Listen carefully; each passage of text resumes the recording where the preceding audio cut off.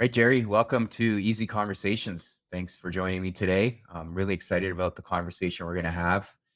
A lot of overlap in terms of your story and mine, and we touched on that a little bit, but it's always good to explore and understand some of these experiences we go through in life because we're not alone in them. The story can be different, but the experience itself and some of the internal messaging we have and the struggles we have around isolation are often similar. But before we go down that exploration, I do want to give you an opportunity to share with the listeners a little bit about yourself, who you are, and what's brought you here today. Thanks, Furkhan. I appreciate it, brother. Yeah, the way that I have thought about it, because I think all of us individually look at ourselves and we're like, man, I'm not really all that special. I don't really have anything to say. I don't really have anything to bring to the world. I don't really have a message to deliver. And I think that's part of the problem.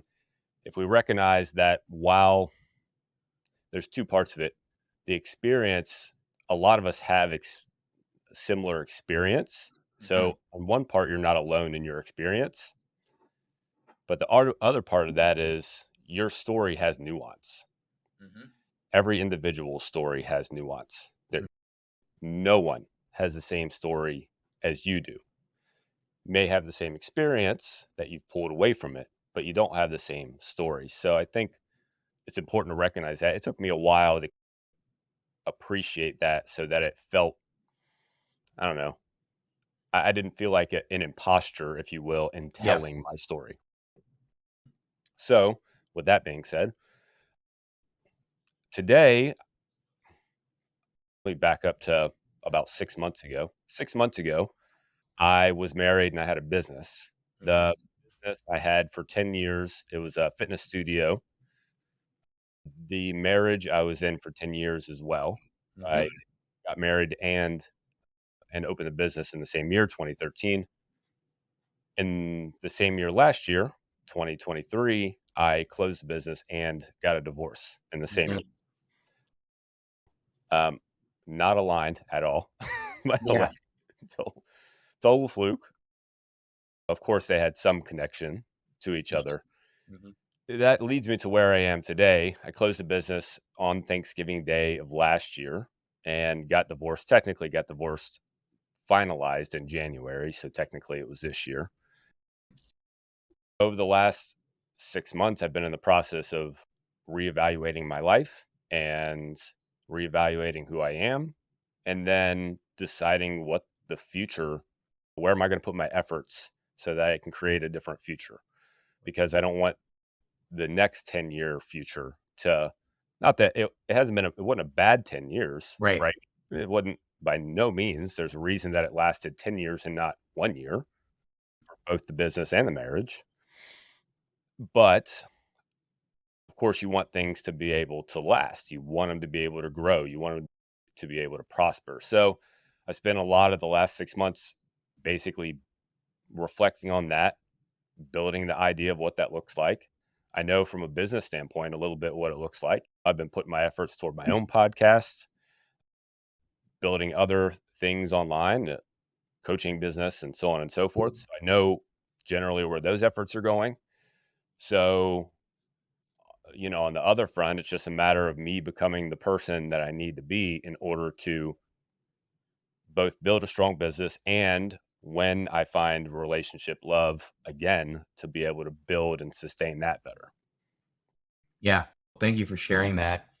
And typically, I've found things happen in threes. So is there a third thing in there, or that's it for now?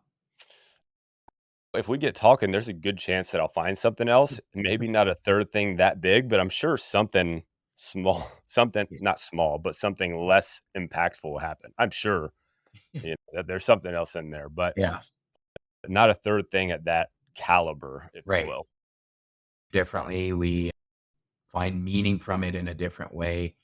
But in your case, again, like you said, coincidentally, the timing was very similar in terms of where you started the marriage and the business and where it ended. But then there's two things.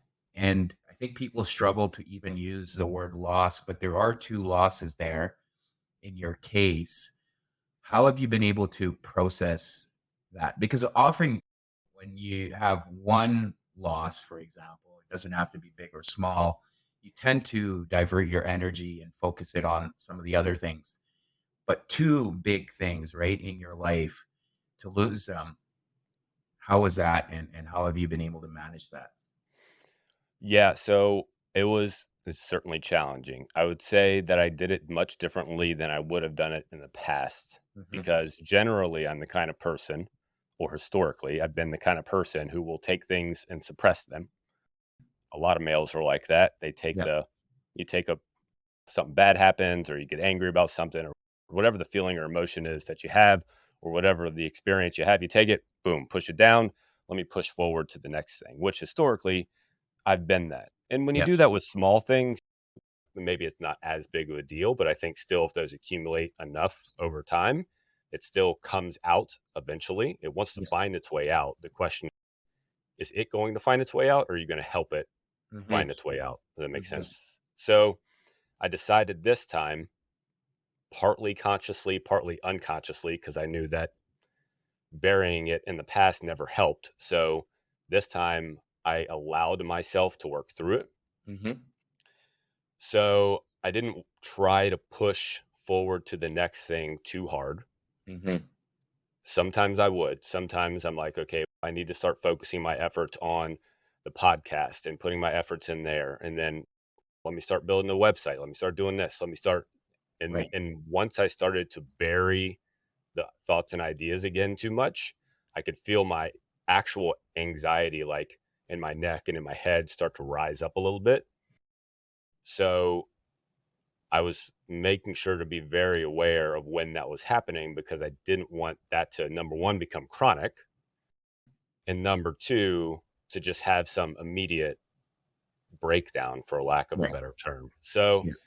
I tried to be very aware of that. One thing that was actually very helpful for me is I built in more purposeful time because one thing that you lose in all of that is a lot of sense of control whenever Hmm. you're going through big changes such as a divorce or closing a business. You lose a lot of sense of control. Right. So I started to build in some level of control or more control, if you will. I started to take more hikes and walks, for instance.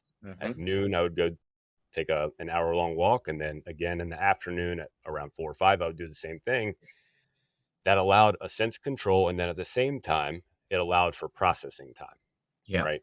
So instead of me trying to process things in the midst of a fire, by fire, I don't literally mean a fire. I'm sitting there and all of a sudden my emotions take over me and I'm sitting there trying to process and work through them. I would allow myself to go outside and by walking around, being in nature, getting into movement, I could process them better, Hmm. right? I could process them a lot more effectively. Yeah. So I think that saved me a ton, just simply doing that, adding that into my routine, adding that movement in there, Yeah. that cyclical kind of movement, not just, I still weight trained and did that kind of thing too. Think about whenever you get upset, what do people tell you to do? They tell you, oh, go for a walk, chill out. Yeah. There's a reason Yep. that's useful. So that helped me a ton. And then, like I Hmm. said, allowing myself to work through it, Right. Right. allowing myself to work through it helped me a ton too. And it made me realize a lot of things about my previous self Hmm. that I'm sure played a part in both of these things happening, which I'm not saying that if I changed them that things would have been any different, but it certainly didn't make those things easier, right? Right. Yeah. So those were big ahas for me, those two Yeah. things. For sure. Yeah. And I think what I'm hearing from you is knowing your past patterns, the tendency would be to hide or run or escape or avoid those difficult feelings and emotions. But you were aware of that. So you allowed yourself to feel like you said and gave yourself permission to experience it all. And otherwise, to your point, because you're trying, or we all have this diluted view that we can control situations. So we'll try to control even the difficult emotions and feelings. That's where the anxiety creeps in anytime there's a little bit of um, the truth coming at us, right? And then Mhm. we create this version of the future that may or may not happen. Typically doesn't happen, but then that's where we experience the anxiety. So you're able to really sit with those emotions, and you were very intentional about it, as you mentioned, in terms of creating that space where you can feel it. I think, to your point, when people do tell you go for a walk or exercise, I do agree that helps for sure. There's no doubt. But I think there's another element that you touched on yourself is to give yourself that time to really experience those feelings. You can run from them and you can bottle them up, but then, like you said earlier, they do come out in different ways. And especially if your goal is to move forward and start a new business again, or uh, it's still relatively early in the process, what do you think needs to happen now moving forward? So you've been very intentional about how you're managing some of this stuff, but future looking, if you were to, what are some goals you've set for yourself as far as healing from the divorce goes and learning about some of your own patterns that were in play? Because it is a bit of a learning journey too, right? Recognizing, okay, how did I show up in this relationship? What can I take out from it? How can I improve from the experiences? So, what are some of those things that you're trying to focus on now moving forward? Yeah, that's spot on, Furkan, Mhm. because and I'll back up even more Yeah. because one thing that helped me is understanding not only what I brought from the relationship, meaning what I was messing up in the relationship, but where did those habits even come from? Where did Mhm. the things that I would bring to an interaction, like if my ex-wife and I were getting into an argument, why did I react the way that I did? Mhm. And generally speaking, it's not because of how it's built in between you and her, it's built in probably before that. Yes. So the way that I responded to my father whenever Mhm. he would get on me, my dad loved me, so he wouldn't get on me because he was an abusive person. He would Right. get on me because he wanted me to be better. Yep. So he didn't show me that I was doing well in the way that I needed it. Right. He showed me in the way that he knew best, and that was by helping me improve. Here's what you Mhm. need to do next time. Here's what you need to do. It was Yeah. so that me responding to him or reacting to him in a certain way led to me reacting to my wife in a certain way Mhm. whenever she would give me feedback about how I can improve or how I can do things or something that I did wrong. Right. I would do the same thing, which generally was shut down and don't listen, which Mhm. again, not very effective. Yeah. So if you can take even another step back and figure out Yeah. where your tendencies overall come from, and it's not to dwell on them. Mhm. I figure it's not so you can go, "Oh, man, my dad's the one that screwed me up," or "My mom's the one that screwed me up," because that's not helpful. That No. doesn't do anything good. I know my dad loves me. I know Mhm. that for sure. And yet, I can look at that and go, "Okay, wow, that makes perfect sense." I can Mhm. see my reaction to him, and I can see my reaction to her. Therefore, the next time I'm in a relationship, I can better see that reaction before it shows up. Yep. Does that make sense? Absolutely. Yeah. So that was real helpful. That I didn't reflect on quite as much. I happened to start reading a number of books from an author named Nathaniel Branden, Mhm. who he wrote books in like the 50s, 60s, and 70s on self-esteem, self-confidence, and just self-consciousness in general. Mhm. And that's just a lot of what he writes about is where do your tendencies come from? Yep. How did Yep. you react or respond? How did you interact with your mom and dad Mhm. so that you can figure out how to shift that in the future? Right. So that's one big thing. Another thing that I've focused on is when I find myself still going back to feelings of somewhat still sadness. Like I said, just because I divorced somebody doesn't mean I'm happy that it's over. Yep. It was my decision to start the divorce. We were both Mhm. unhappy and both clashed heads, but it Yep. was my decision to initiate it and move it forward. Mhm. Just because I did that doesn't mean I'm, Right. throwing a party.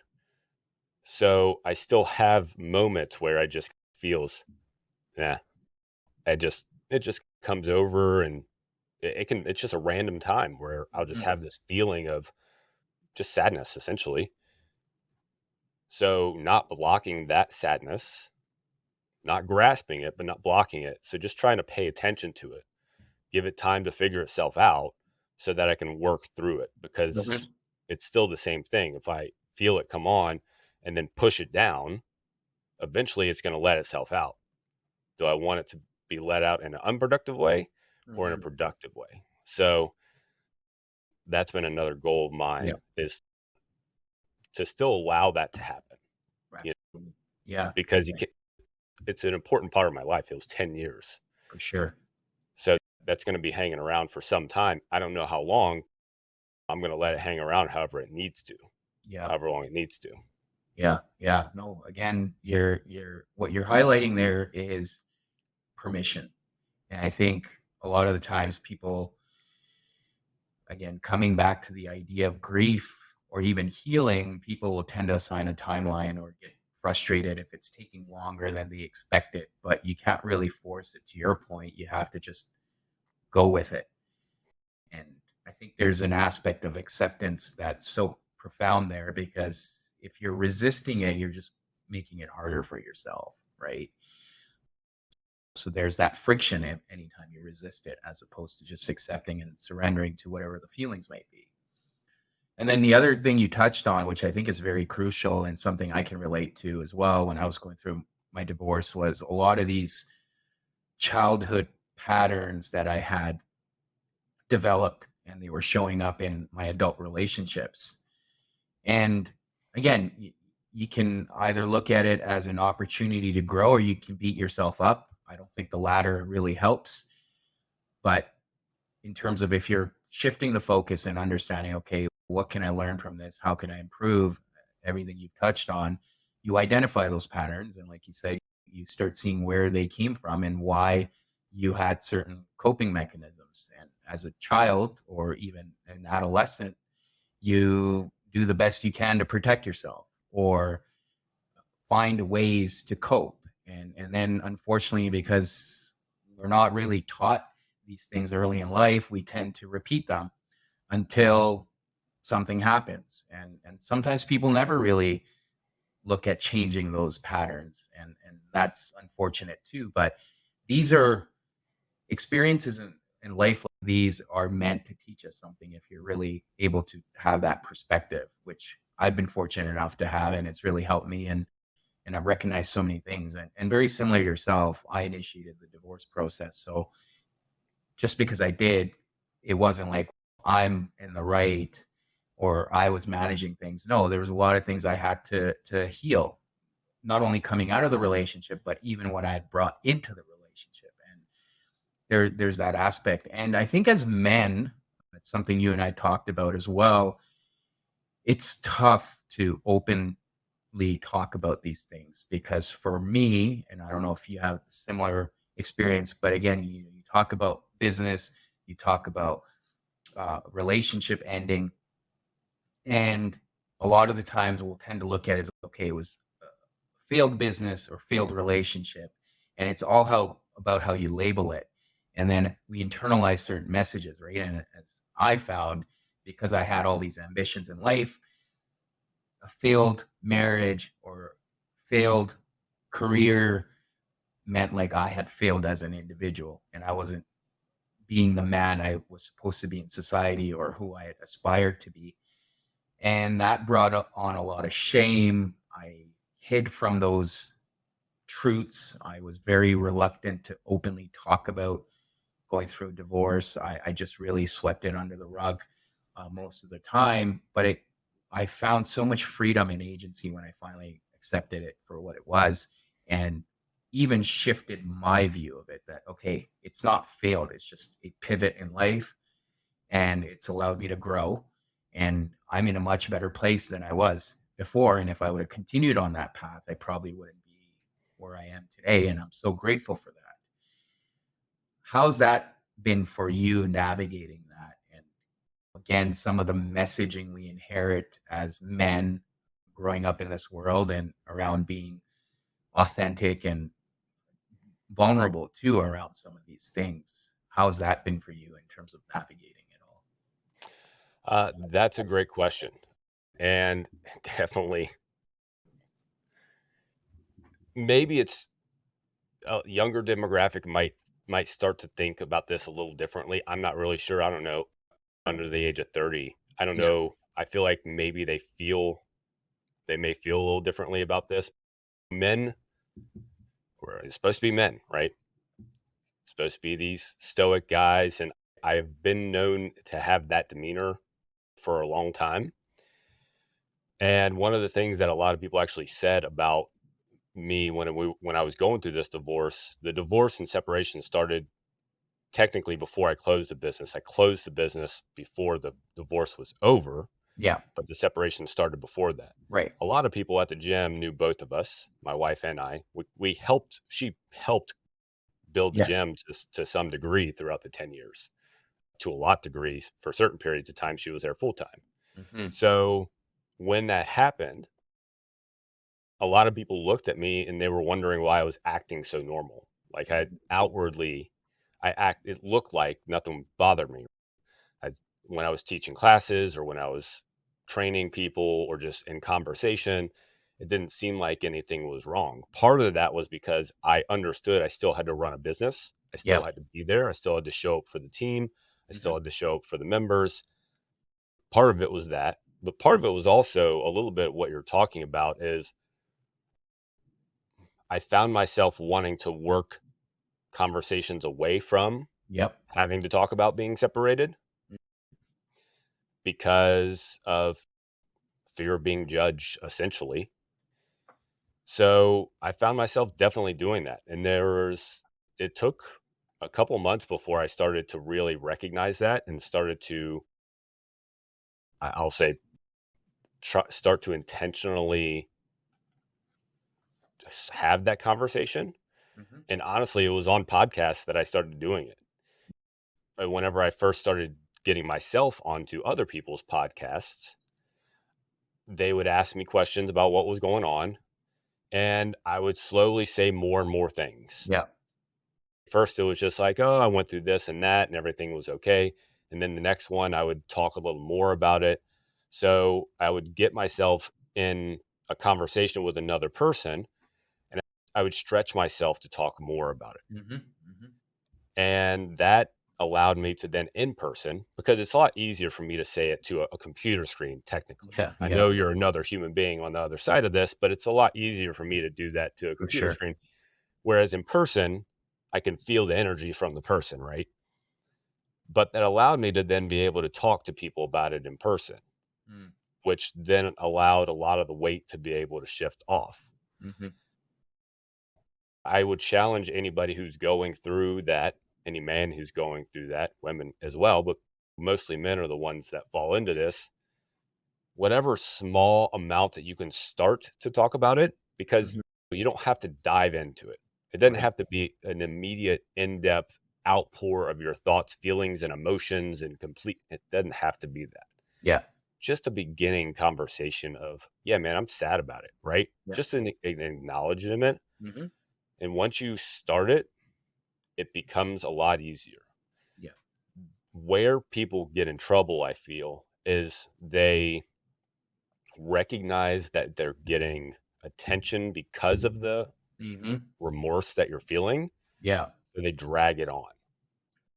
And that's what you don't want to have happen. So there's a line here where what you're trying to do is work through it, and you got to be able to let it come out, but you also don't want to allow yourself to, if there's feedback and it feels like quote positive feedback, don't allow yourself to get attached to that Right. feedback. You're trying to work through the situation so that you can find something stronger on the Yeah. other side of it. Yeah.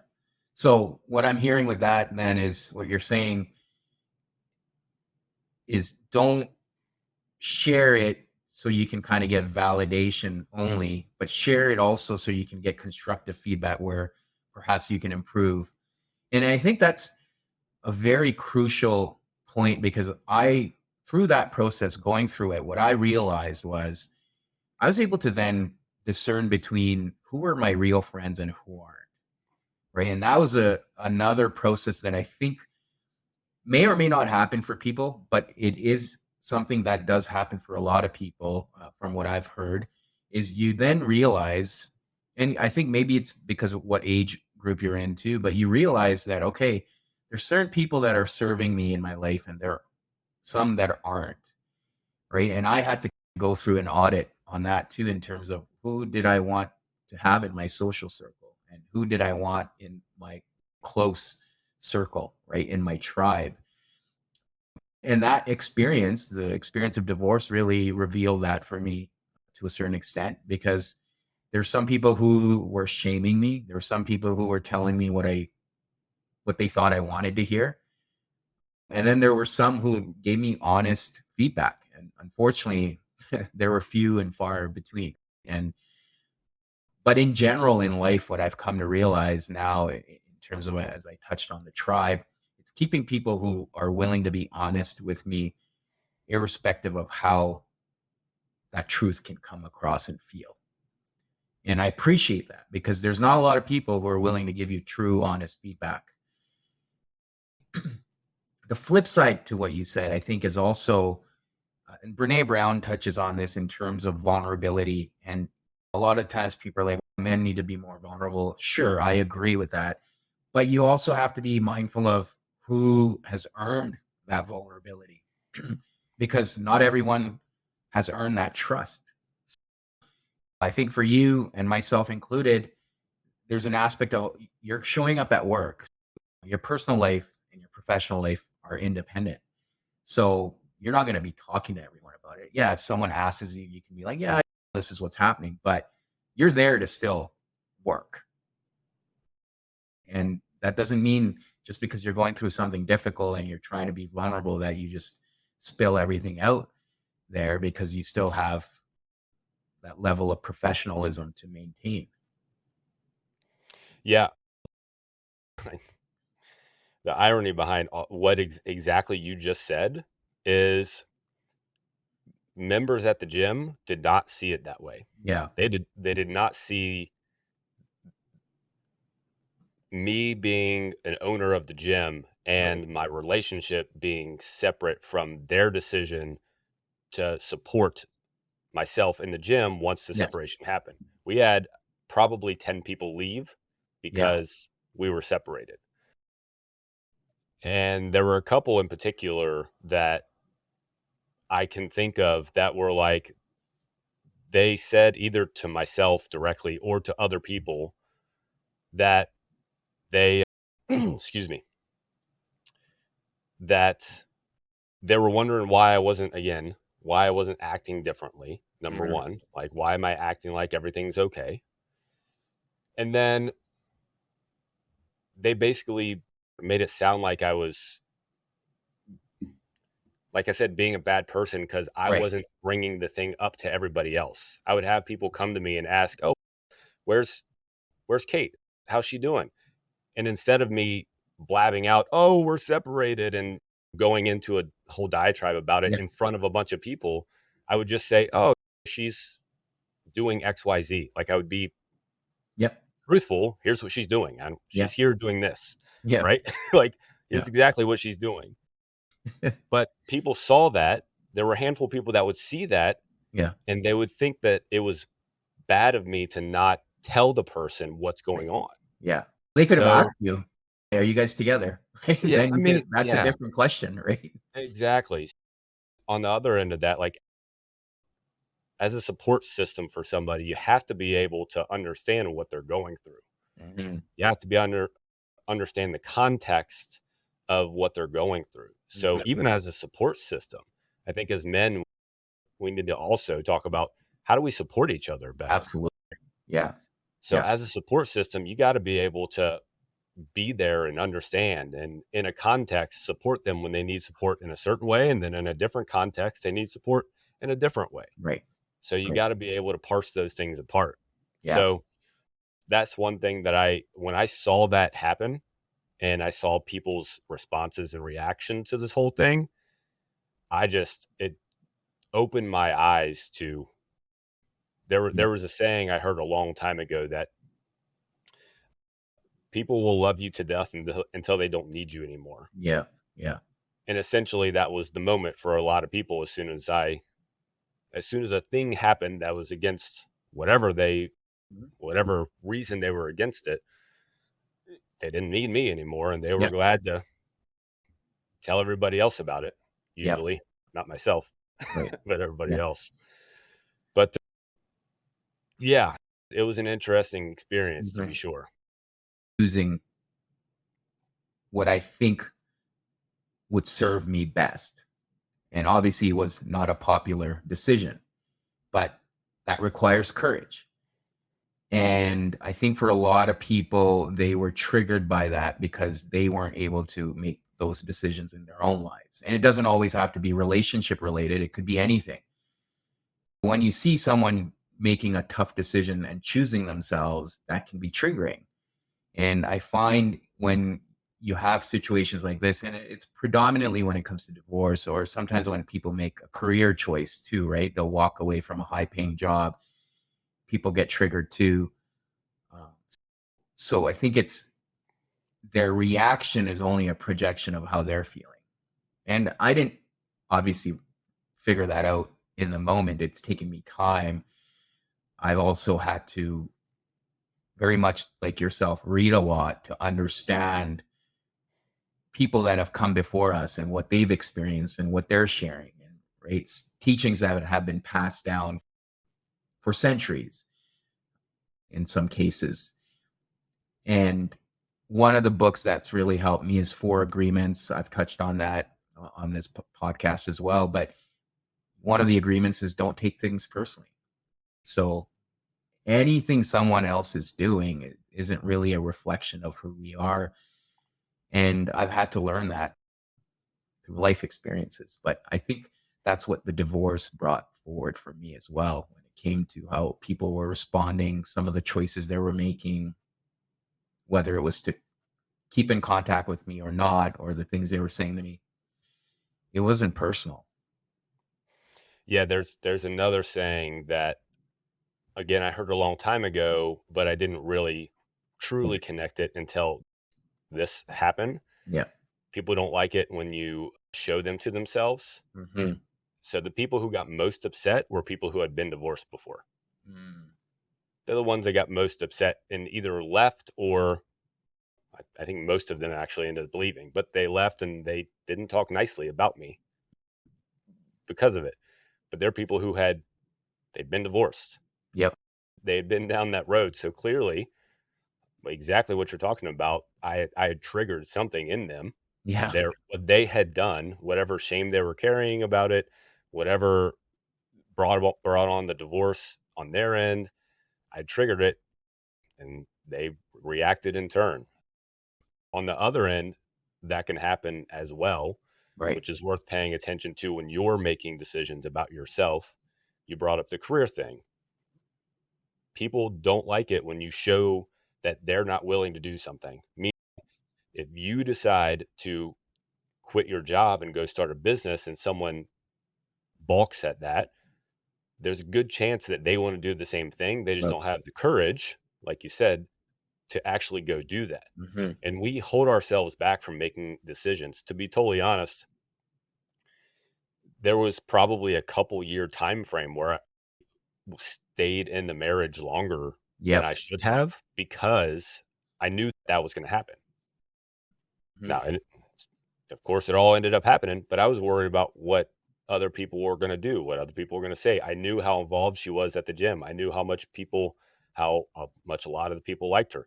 Some of her family was at the gym. So I knew it was going to be a hard transition. So I hung on a little longer to Hmm. see if we could figure things out. Hmm. And I would say that at a certain point, once you know that you want to make a decision Yep. and do it, Yep. it's going to be harder if you do it later. I Yeah. can tell you, because it was. Yeah, So absolutely. you just got to make that choice. And even though it's not as selfish as it looks to the outside world, you have one time on this earth. You got one choice. You got one shot. Mhm. So the question is, do you want to just keep going through the motions with doing whatever you're doing, whether that's in a career that you despise or in a relationship that you're unhappy, Mhm. so that everyone else cannot judge you? Yeah. Or do you want to just make a choice, Yep. deal with the repercussions, because you'll have to deal with them, Mhm. and then figure it out on the other end? Yep. Yeah. I would say along those lines, either way, just be honest with yourself too, right? I know so many people who stay in it for some of the reasons you've mentioned, or financial reasons, or there could be children involved. People will stick it out, and I try not to judge, because very much to yourself, I also stuck around more than, looking back, more than I would have liked to, but I wasn't ready. And but I also wasn't being honest with myself. So I think if you're going to not make that courageous decision or the hard decision, then just be honest with yourself and say, you know what? I'm accepting the situation for what it is, right? And I'm still making a choice. And I think a lot of people get hung up on, I don't really have a choice. It's like, you always have a choice. You're still choosing.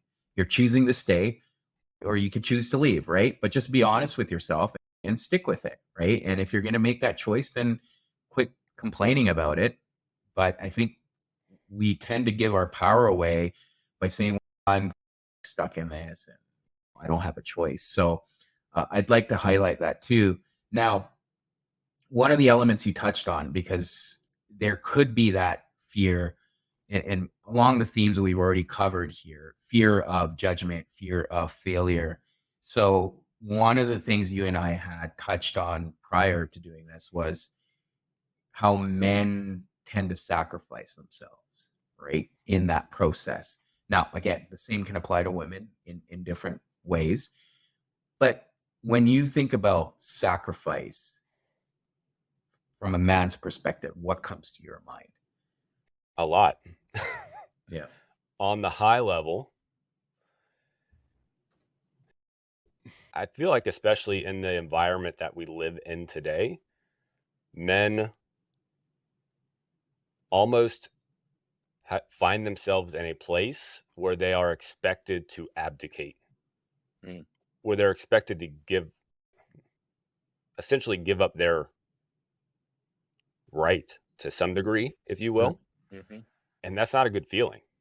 That is not a good that is not a good feeling when you give yourself up, when you sacrifice your self, your identity that is actually there, that you're just burying so that you can give somebody else Yeah. their version of you instead. Mhm. Mhm. It's not a good feeling.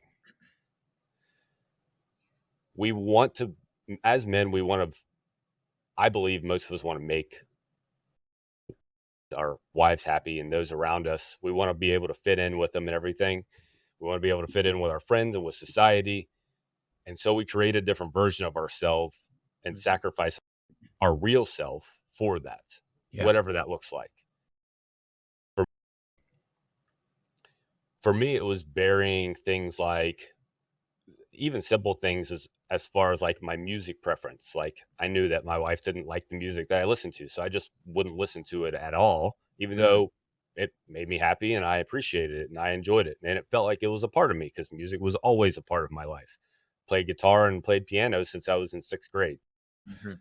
a big part of my life. So something as simple as that, being an outwardly spoken person, not that I'm a person of I'm not a big confrontational person. I'm going to get up in your face because I Right. disagree with you. But if I want to say something, I want to say it. Right. And she had a hard time with me doing that with other people because she didn't want to push any buttons or anything like that. Yeah. So I just became a person who just sat there when I was around other people.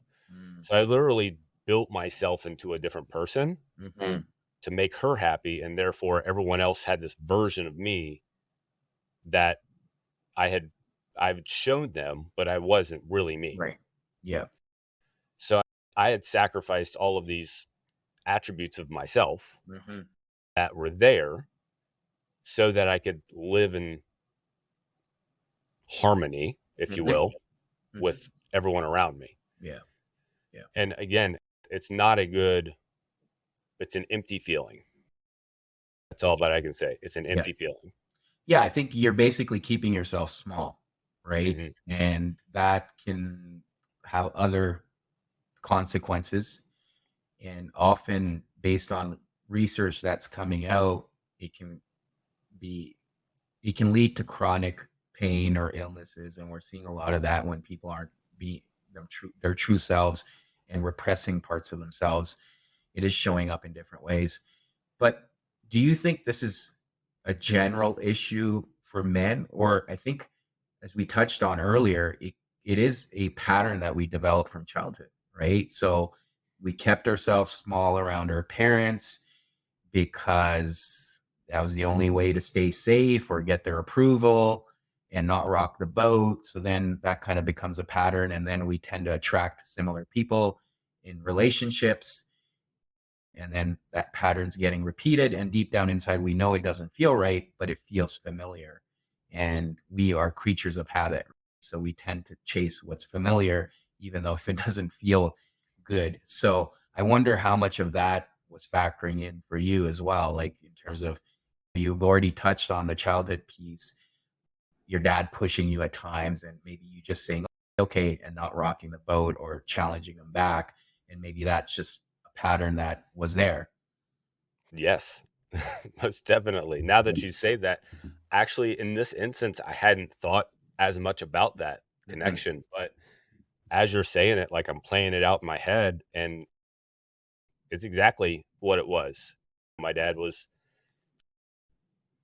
understandably, he wanted to hold us back and make Yeah. sure we didn't become uber. I was a skater kid when I Yeah. was. He didn't want me to have like a shaved side of my head with a mohawk and no piercings. And so I get that. I totally get that. Yeah. So I'm not saying I wanted to be able to go down that route. He was very rule oriented. He was Mhm. very rule oriented. Even though he's an entrepreneur, Yeah. there were certain parts where he was very freedom oriented, but then certain parts where he was very rule oriented. It certainly translated into my marriage, Mm. clearly, because, like I said, I hadn't actually made that connection. But what I would tend to do is just show whatever that person wanted me to show them. But then Mhm. when I was not with them, I just do whatever I wanted to do. Right. You know what I'm saying? Yeah. So I'm actually being two people. I'm Yeah. being very inauthentic, if Yeah. you will, Right. because in front of the person that wants me to be a certain way, I'll be that way. But then when I'm not with you, I'm going to be a different way. Yeah. It's not that I'm going and cheating or going and doing Right. anything like that. It has nothing to do with that. It's just Right. a matter of I'm going to do what I'm going to do. But when Right. I'm in front of you, I'm going to show you Yeah. what you want me to Or show you. yeah, absolutely, and it's performative, right? And the only reason why I bring that up is because I can again relate to that because I had similar upbringing, and yeah, it's performative, and you tend to wear a mask, and then when you're finally by yourself, it feels so good because you can just take that mask off and relax and let go. You're not having to put on that performance anymore. But yeah, and it does feel like you're playing two people, obviously, and it does get exhausting at times. But and I do agree there's an aspect of sacrificing yourself to appeal to others, and often that presents itself as people pleasing, and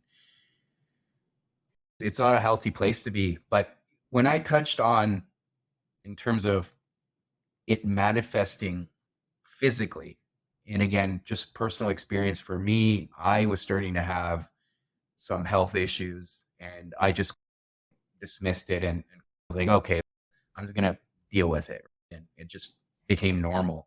And then when I was out of the relationship and started healing, I started feeling like good again, and a lot of these health issues I was experiencing went away. And I was like, oh man, like, obviously I read a lot and recognized that there was that connection there.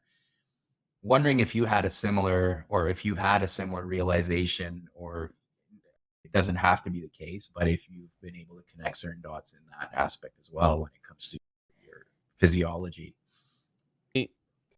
Here's what I can say. The one thing that I think of, if I'm being insanely vulnerable, it is my sex drive when we were together was not up to par. Yeah. And so I don't feel that now. So I'm certain that played a part Right. in it because I felt demasculated, Yeah. emasculated, I guess is the word. Yeah. Yeah. Yeah. I felt in the relationship because I was burying myself, right? So that clearly had again, as I'm sitting here thinking about it, which I've thought about before, but I haven't made that connection totally. But as I'm thinking about it, that was definitely one thing that for the last couple of years of our relationship, my sex drive was, mediocre at best. Yeah. And you play that off. I am 39 now. So I'm 36, 37, Yeah. 38. So that's whatever. It can be whatever. Yeah. Now that we're not together, that ain't the case. So clearly there was something there Mhm. that was going on. That's the only thing I can really think of, but I'd say that's a pretty damn big thing. Of course. Yeah, Most absolutely. definitely. Again, I appreciate being vulnerable, and I think it makes sense too, right? In terms of what happens in those relationships. And again, personal experience is the partner takes on a specific role. They're not your partner anymore. They're Mm, being the parent in the relationship.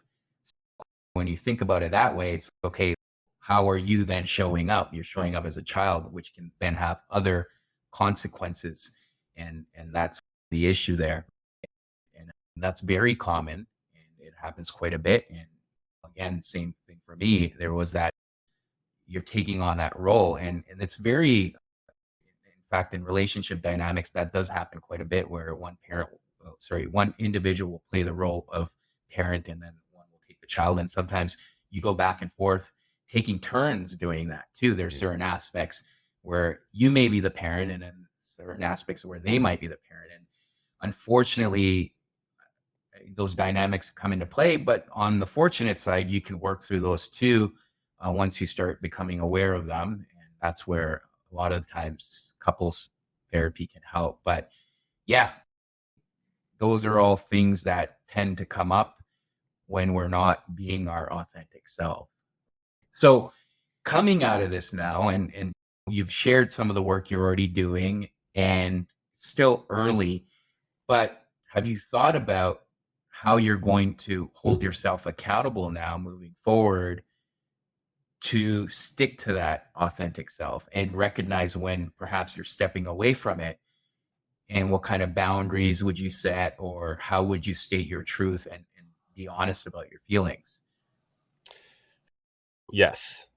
What I hope to do, what I plan to do, is that when I find the next person, then what I want to be able to do is just lay it out, not totally, but lay it out. Here's the barriers that I know that I found myself in. Here's the tendencies that I know that I have. And I want you to look out for these because I can't find them all the time. Hmm. There will be times I know that I will do this and it's what I don't want to do because I know that it's not useful, Hmm. but it's a blind spot in the moment. Right. Even though I'm aware of it now, even though I know that it's there, even though I've done a lot of reflecting on a lot of these things, and I know for certain that I definitely don't want to get myself into the position where I find myself being a person here and a person here. Right. That's not done. It's not even a little bit exciting to me. Yeah. Yeah. So I want them to know that here's the tendency that I have. And that whenever you ask me a question, if it feels like I'm blocking you, I need you to ask me differently. I need you to ask me in a different way so that I can open my mind up and hear what you're saying, Yeah. hear the question. So that's the biggest thing that I've thought about a lot is being intentional about letting the other person know here's my blind spots. Yeah. Here's the things that I've found from my previous relationship that I know I don't want to find myself in again, because it's Yes. not going to do me any justice, and it's not going to do you any justice, Right. and it's going to hurt both of us. Yeah. So I need you to help me be able to see these things, because I'm not going to be able to see all of them. Yeah. I can hopefully see some of them, and I can hopefully keep working through it. I know I can, but I cannot see all of them. Hmm. And Hmm. that's the biggest thing that I've thought about, is having that conversation. That's how partnerships thrive. And I think it's important when you have that level of trust that you can go to the other person and say, hey, I need the support. I know this is a tendency of mine. And that's very important. But I, again, appreciate everything you've shared with us here today, including being vulnerable and open. And I think that in itself is powerful because the reason why I started this podcast was going through my own journey and recognizing that men struggle with divorce specifically, but there's other things men also struggle with. And by having these conversations, my hope is other people can relate and not feel alone in their journey, because that can be very tough, as you can appreciate, as I can appreciate. So, again, I thank you for coming on here, having this conversation with me. If listeners want to find some of your work or even find you online, what are some ways they can do that? Yeah. Thanks for letting me come on. Like I said, this conversation has become easier and easier to have. And today I dug a little deeper than I have before. So I appreciate you letting me do that. Yeah. I always, like I said, I always try and find another way to kind of stretch just a little Great. more. And it was nice to be comfortable to be able to do that here. So I appreciate that. Yeah. So the two easiest ways you can find me, like I said, I have a podcast as well. The website for that is goodwolfproject.us. You can go there. All of my things are there. But if you want to go to a social media site, Instagram's the easiest place to find me. I'm on pretty much all the other ones as well, but just at Jerry Scarlato. So one of those two places, you'll find me, and you'll find all the stuff you need to know, and all the stuff you that will hopefully also go along with this conversation to help you become a better person. For sure. Yeah, no, that's great, great work you're doing, and it all starts with honesty. So it goes a long way, and I'll put some of that stuff in there in the show notes as well. So thanks again, Jerry. It was a pleasure, and I'm glad we were able to talk through some of this stuff. It's really it's I enjoy it because it allows me to connect with other men, and I think it's important because for the longest time we had lost that. Most definitely, brother. Yeah, Like I said, thanks I appreciate it and look forward to it next time. for sure.